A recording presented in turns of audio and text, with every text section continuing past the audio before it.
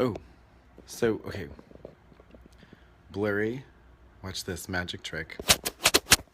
Sharp. Nope. Nope. Nope. Hold on. Hold on. Hello, Kiara. Luba. What do I do? Hi, chat. How do I... Oh my god. Ah, there we go.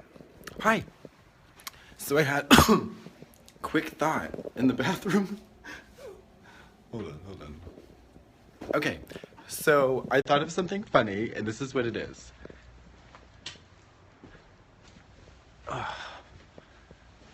Um, oh, that's good. Great lighting. Craggy. Oh, getting older. Can't chase the moonlight. That's not a song. So, I would like to make a case for three things. One, falling in love is very easy. And I think you can fall in love with, if you're lucky. This is not a joke. I think you can fall in love with, at the very least, 5 people a day. Yeah. And maybe at the most, well, you could fall in love with the whole country, but that's not really falling in love with everybody. That's falling in love with an idea. And also some facts. But, okay, staying on topic. You can definitely fall in love with nobody each day, because Hollywood says that love is very rare. It's not. But levels of getting to know somebody to know that you like them takes a little while. So love at first sight is really what? Like teen bop. Like you see a boy on the cover of a magazine and you fall in love with him. Zac Efron. Zayn. The Beatles. Princess Buttercup. Lita Ford. Paula Abdul. The people in the poster. Tracy Lords. Love at first sight. And then what follows the love at first sight for many young boys and old boys and any boy?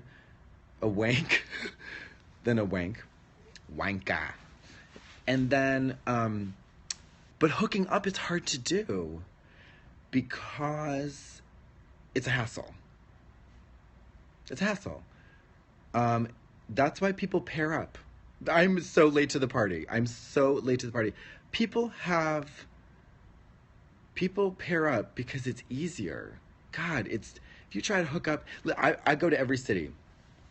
I travel a lot. So traveling gypsy whores can tell you the tea. This is how we know.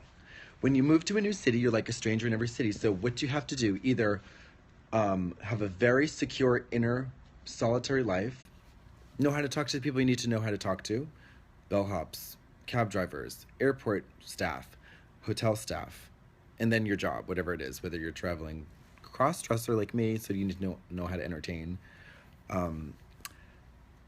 But trying to create a new sexual relationship in another city, of course it depends on how hot you are, but that's not only it. Because even if you're very hot, then having good sex is really hard. I know that because I know plenty of hot people.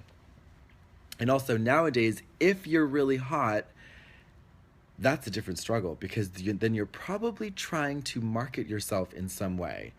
I.e., you're like me, I'm hot in drag, so I market myself as a whore, literally. But I've also been a whore. And sometimes the easiest way to hook up with a person is if you have the money to buy a hooker, bitch. What does a hooker do? What does a hooker do? Provides, what is a good, let's start, hold on. Hooker's too broad. What does a high-paid, high-functioning, and excellent at their job, that's very variable. That's, there's a lot of variables there. Sex worker do, what do they do? They provide a fabulous sexual service in a time frame and for a price.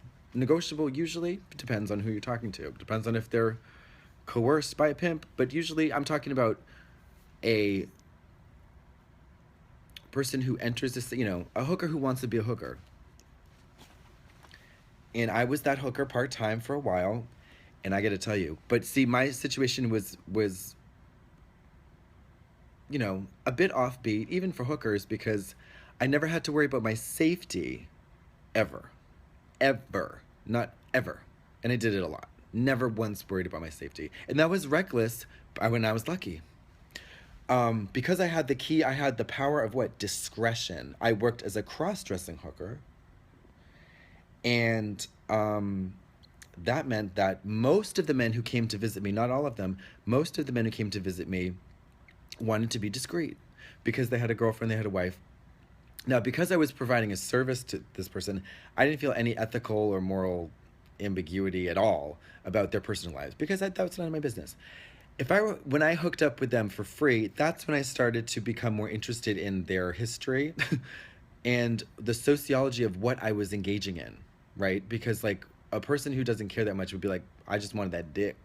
Give me that fucking dick, which is great, because as long as you can get the dick and it's safe and it's relatively, it doesn't even need to be super compassionate because there could be great fantasies involved, but it has to be decent, obviously. Ugh.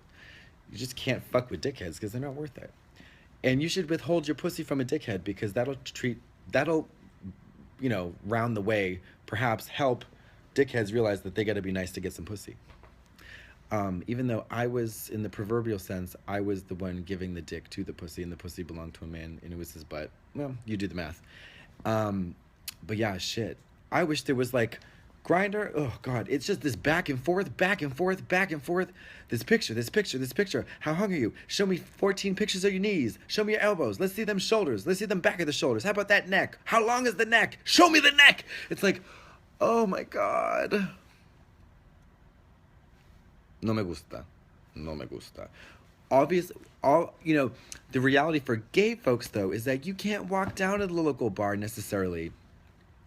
Well, straight people do have it tough, too. But a lot of straight guys don't expect to get laid ever because they know it's a crapshoot. They throw out their net, if you're a good-looking guy, you get all the power.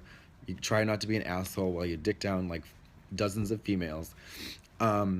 But if you're like, if you're a moderately attractive looking guy and you're funny, oh, that's the best though, because then you can actually talk to people. And then sometimes, although it sounds cheesy as hell, you can go down and have a great time without getting laid just by talking to people. Literally by trying to get laid but not being a dick about it, you could have a wonderful night of scintillating conversation with dozens of people, both men and women, and then walk home semi-drunk or totally drunk or not even drunk and have a great night, which is wonderful. But I wish there was a hooker app. Because sometimes I really just want to get laid and not jerk off and have it be 15 minutes and that's it. If I, as a woman who, as a person who worked as a hooker, bitch, let me tell you, and I fucked all attractive guys. I fucked a couple of guys who I found very unattractive, just guys who I wouldn't fuck for free. And sweet guys, nice guys, wonderful guys. Thank God. And, I realized that after seeing him once or twice, I just couldn't get the dick hard. I tried Viagra, I couldn't get it hard. And if you're going to be a hooker and you got to get that dick hard, you got to figure out a way to get that dick hard, or else don't be a hooker, because then you can't provide a service that, unless you're going to be a bottom hooker and then say, invite these gentlemen to go to Pound Town. If that town is ready, your town being your butthole, then honey, open the gates and get that cash. But otherwise, yeah, if you're a top hooker and you can't get the dick hard, you got to try something else. Pizza delivery, banking, education, skateboard deliveries, anything else. Or figure out it, or strap on. Hey, strap on, give him a therapy lesson and fuck him with a strap on. Say, hey, how are you doing today, Frank? Oh, your name's Doug? See, now we know more about each other.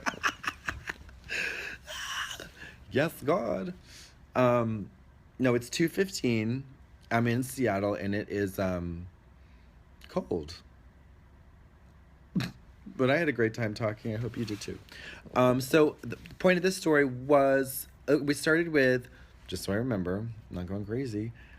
We started with hookup apps are a pain in the ass because sometimes, well, yeah, I guess sex is just not, I think that's always the takeaway for me. If I get frustrated about sex, I always realize that sex is great, but it's like a meal, you know?